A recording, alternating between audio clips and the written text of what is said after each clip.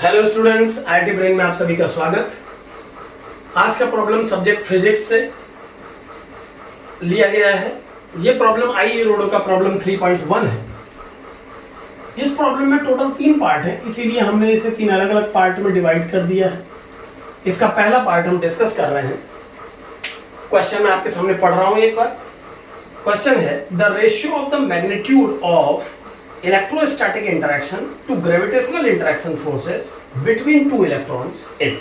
The ratio of the magnitude of electrostatic interaction to gravitational interaction forces between two electrons is, and given that mass of electron is 9.1 into 10 to the power minus 31 kg and charge of electron is 1.6 into 10 to the power minus 19 coulomb. This is the magnitude of charge only. So mass and charge of electron are given, और हमें क्या करना है, हमें दो electrons, एक जैसे दो इलेक्ट्रॉन्स के बीच में लगने वाले इलेक्ट्रोस्टैटिक इंटरेक्शन को ग्रेविटेशनल इंटरेक्शन से कंपेयर करना है। तो चूंकि हमको ग्रेविटेशनल और इलेक्ट्रोस्टैटिक इंटरेक्शन को कंपेयर करना है, तो दो कंडीशंस हम एक साथ क्रिएट करते हैं। एक कंडीशन में r डिस्टेंस पे दो चार्जेस रखे हुए हैं जिनका magnitude 1.6 into 10 to the power minus 19 है। एक इलेक्ट्रॉन यहाँ पर रखा हुआ है, एक इलेक्ट्रॉन यहाँ पर, उनके चार्जेस का मैग्नीट्यूड ये गिवन है। और दूसरी कंडीशन में दो मास पार्टिकल, ये भी इलेक्ट्रॉन ही है, लेकिन सेकंड सिचुएशन में इनके चार्ज की बजाय इनके मास पर डिस्कशन चल रहा है, और ये भी उसी सेपरेशन पर रखे गए, सेम सेपरेशन पर रखा गया ताकि दोनों को कंपेयर किया जा सके।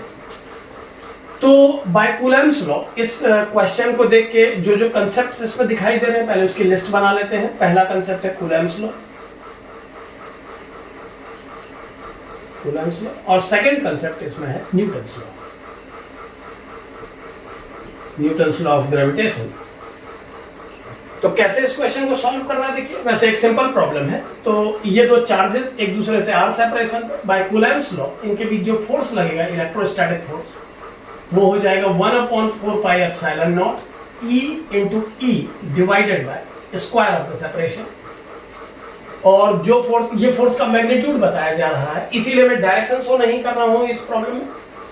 और जो ग्रेविटेशनल फोर्स इन दोनों के बीच में लगेगा वो हो जाएगा G gravitational constant into mass of electron divided by square of the separation. तो चूंकि इन दोनों का रेशियो पूछा गया है, so Fe by Fg is equal to 1/4 pi epsilon naught। 1/4 pi epsilon naught का numerical magnitude 9 into 10 to the power 9 होता है, into square of electronic charge, it is 1.6 into 10 to the power minus 19 square.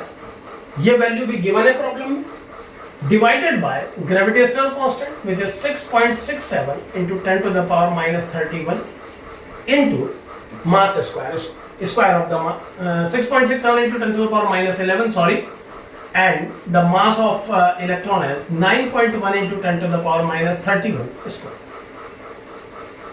Now अगर हम इसको solve करें तो ये हो जाएगा 9 into 10 to the power 9 into 2.56 into 10 to the power minus 38 divided by 6.67 into 9.1 into 9.1 into 10 to the power minus 62 and 11, it is 73 with negative sign। तो ये बन जाएगा 9 into 2.56 divided by 6.67 into 9.1 into 9.1 into 10 to the power 9 and 38, this will become minus 29, it is correct, plus 73 power ऊपर जाके plus हो जाएंगे। तो ये आ गया 9 into 2.56 divided by 6.67 into 9.1 into 9.1 into 10 to the power, it is 44, I think, yes 44, 10 to the power 44। लेकिन अब हम देख पा रहे हैं कि ये जो डिनोमिनेटर है ये न्यूमरेटर से ज़्यादा है, तो न्यूमरेटर को बड़ा करने के लिए 2 पावर इसे दे दीजिए आप, इट इज 42 नाउ। सो ये जो इलेक्ट्रोस्टैटिक फोर्स और ग्रेविटेशनल फोर्स का रेशियो आएगा वो इस न्यूमेरिकल को सॉल्व करके एक वैल्यू निकलेगी। आप निकाल सकते हैं इसे आराम से, इंटू 10 टू द पावर 42, यानी अगर इसकी ऑर्डर्ड वैल्यू लिखें तो 42 पावर्स में आएगा ये आंसर। तो इलेक्ट्रोस्टैटिक रिपल्सन और ग्रेविटेशनल अट्रैक्शन के बीच में जो रिलेशन है 10 टू द पावर 42 है। ये 10 टू द पावर 42 वैल्यू हमें बताती है कि दो इलेक्ट्रॉन्स के बीच का जो इलेक्ट्रिकल रिपल्सन होता है वो ग्रेविटेशनल अट्रैक्शन से फार फार ग्रेटर है।